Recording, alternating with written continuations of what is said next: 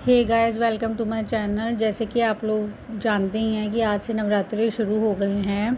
आप लोगों को नवरात्रि की बहुत बहुत शुभकामनाएं। सबके लिए नवरात्रि बहुत बहुत मंगलमय हों। और मैं भी नहा धो के आ गई हूँ किचन में नवरात्रि की तैयारी करने के लिए। मैंने मिट्टी के बर्तन में मिट्टी भर के रख दी है और फिर उसके बाद मैंने इधर दिए में घी भी डाला है और उसकी पूरी प्लेट तैयार करी है पूजा की। फिर उसके बाद ये देखिए, मैंने तैयार करने के बाद मिट्टी के बर्तनों में टीका लगा दिया है, जो लगाना बहुत शुभ होता है। और आप भी टीका लगा के फिर उसके बाद इस पे थोड़ा सा जल छिड़क के दोनों बर्तनों में मैंने जल छिड़क दिया है अच्छे से। उससे मिट्टी गीली रहती है और जौ जल्दी होते हैं, इसलिए जल छिड़कना ज़रूरी है। तो आप भी ज़रूर इसी तरह करिएगा। और फिर उसके बाद मैंने इसमें जौ डाल दिए हैं। जौ डालने के बाद ये देखिए, थोड़े से मैंने दबा दिए थे मिट्टी में और फिर उसके बाद थोड़े ऊपर ऊपर भी डाल दिए थे, तो अच्छे हो जाते हैं जौ इससे। ये देखिए, मैंने बहुत सारे जौ डाले थे। दोनों बर्तन मैंने पूरी अच्छे से तैयार कर लिया था।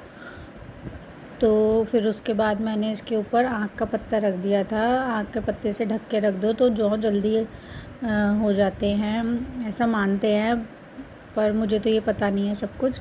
तो इस वजह से मैंने इसकी पूरी रख के पूरी तैयारी कर दी थी। और फिर उसके बाद इस पर मैंने कलावा भी बांध दिया था। फिर कलावा बांधने के बाद मैंने जौ को रख दिया था बाहर। फिर जौ को रखने के बाद मैं आ गई थी मंदिर की तरफ और वहाँ पर मैंने पूजा वूजा की तैयारी करी, कलश स्थापना करी और मैंने माता रानी को टीका लगाया।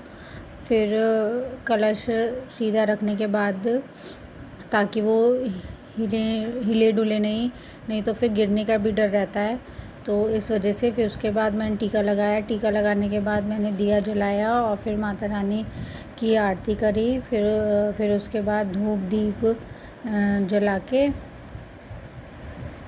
फिर धूप बत्ती नहीं थी तो अगरबत्ती जला दी थी मैंने, तो अगरबत्ती जला के उनकी पूजा करी। फिर उसके बाद पूजा करने के बाद मैंने वहीं पर ही अगरबत्ती लगा दी, ताकि उसकी जो राख है वो इधर उधर ना गिरे। ये देखिए, फिर उसके बाद मैंने छोटा सा टीका अपने भी लगा लिया।